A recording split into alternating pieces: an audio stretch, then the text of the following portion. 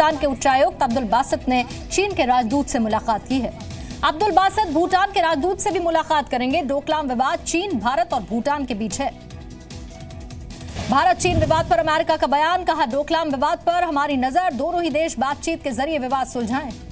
Jammu Kashmir border पर गांव और स्कूलों को निशाना बनाए जाने पर पाकिस्तान को कड़ी चेतावनी। डीजीएमओ वार्ता में भारत ने कड़ा एतराज जताया है। डीजीएमओ लेफ्टिनेंट जनरल ए के भट्ट ने पाकिस्तान आर्मी को तुरंत ही गोलीबारी पर रोक लगाने के लिए कहा है। मंगलवार को हुई फायरिंग में स्कूली बच्चे और टीचर्स फंसे थे। पाकिस्तानी विदेश मंत्रालय ने भारतीय डिप्टी कमिश्नर को 2 दिन में दूसरी बार तलब किया। 2 पाक नागरिकों के मारे जाने का आरोप लगाया। जम्मू कश्मीर के राजौरी में शहीद सूबेदार शशि कुमार का पार्थिव शरीर उनके पैतृक गांव हमीरपुर पहुंचा है। परिवार का रो रो कर बुरा हाल है। सेना में शामिल होना चाहता है। शहीद शशि कुमार का बेटा पाकिस्तान से अपने पिता की शहादत का बदला लेना चाहता है। जम्मू कश्मीर के शोपियां में सेना की गाड़ी से दबकर एक बच्ची बुरी तरह से घायल हुई। केस दर्ज करने के बाद ड्राइवर हिरासत में, वाहन जब्त कर लिया गया।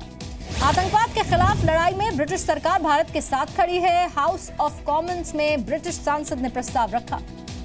14वें राष्ट्रपति के तौर पर रामनाथ कोविंद 25 जुलाई को शपथ लेंगे। चुनाव में कोविंद ने विपक्ष के उम्मीदवार मीरा कुमार को भारी अंतर से हरा दिया।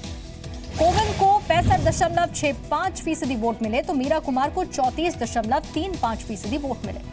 राष्ट्रपति चुनाव के दौरान देश भर में हुई रामनाथ कोविंद के लिए क्रॉस वोटिंग। अकेले महाराष्ट्र में 23, गुजरात में 13, कर्नाटक से 12 विपक्षी विधायकों ने क्रॉस वोटिंग की। यूपी, त्रिपुरा, तेलंगाना और एमपी के भी कई विपक्षी विधायकों ने मीरा का साथ छोड़ दिया। यूपी से 8, त्रिपुरा से 7 तो तेलंगाना और एमपी से 6 विपक्षी विधायकों ने वोट डाले। चुनाव जीतने के बाद रामनाथ कोविंद ने सभी का शुक्रिया अदा किया। कहा, यह जिम्मेदारी दिया जाना हर व्यक्ति के लिए उदाहरण है जो ईमानदारी से मेहनत करता है।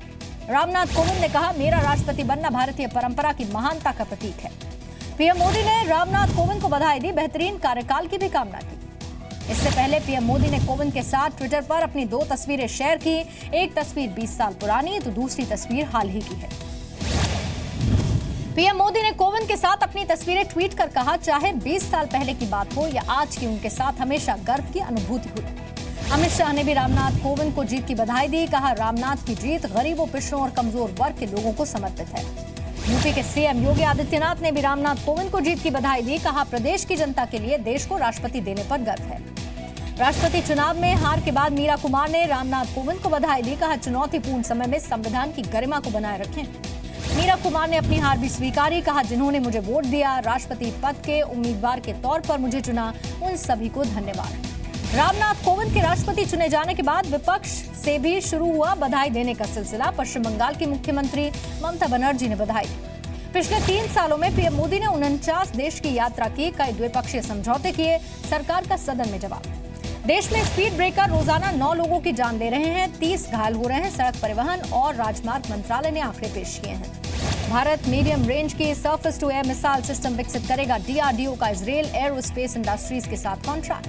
मुंबई एयरपोर्ट से पकड़े गए लश्कर के आतंकी सलीम को ट्रांजिट रिमांड पर यूपी लाया जाएगा। ट्रेनिंग से लेकर आतंकी वारदात के बारे में पूछताछ होगी। शाहरुख खान को ईडी का नोटिस। ईडी के सामने 23 अगस्त को पेशी का आदेश। आईपीएल की टीम खरीदने में फेमा के उल्लंघन का आरोप है।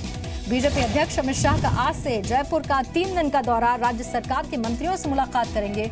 आरएसएस नेताओं से भी मिलने का कार्यक्रम है।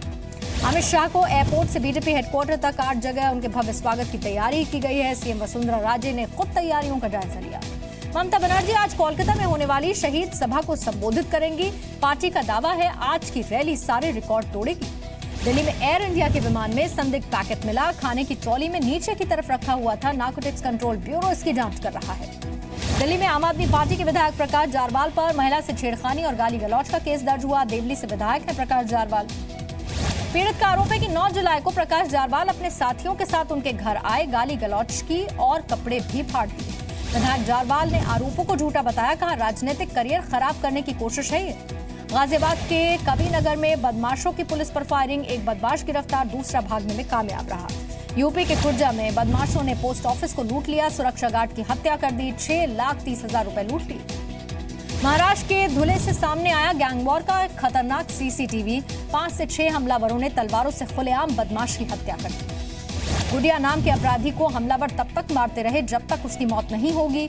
सीसीटीवी के जरिए आरोपियों की तलाश पुलिस कर रही है। यूपी के बलरामपुरा में बदमाशों ने बाइक सवार को गोली मार दी। परिवार वालों का हाईवे पर प्रदर्शन। देर रात पुलिस के आश्वासन के बाद ये हंगामा शांत हुआ। मुरादाबाद में दिव्यांग नौकर को दुकान में बंद कर जिंदा जलाने का आरोप। परिवार वालों का आरोप है कर्ज में डूबे हुए मालिक ने जानबूझकर वारदात को अंजाम दिया। उज्जैन के महाकाल मंदिर में जलाभिषेक के लिए कांवड़ियों का हंगामा। एक कर्मचारी के साथ मारपीट भी हुई। जबरदस्ती गर्भगृह में घुसने की कोशिश कर रहे थे। बीकानेर में पुलिस ने नकली नोट चलाने वाले एक महिला समेत 9 को गिरफ्तार किया। 38,600 रुपए के नकली नोट भी बरामद किए। धनबाद में ट्यूशन पढ़कर लौट रही लड़की के साथ छेड़खानी, विरोध करने पर मारपीट की। पुलिस ने 2 आरोपियों को हिरासत में लिया। जम्मू कश्मीर के कठुआ में ग्रीन नेशनल हाईवे बनाने की तैयारी। लखनपुर से जम्मू के बीच 50 लाख पौधे लगाए जा रहे हैं।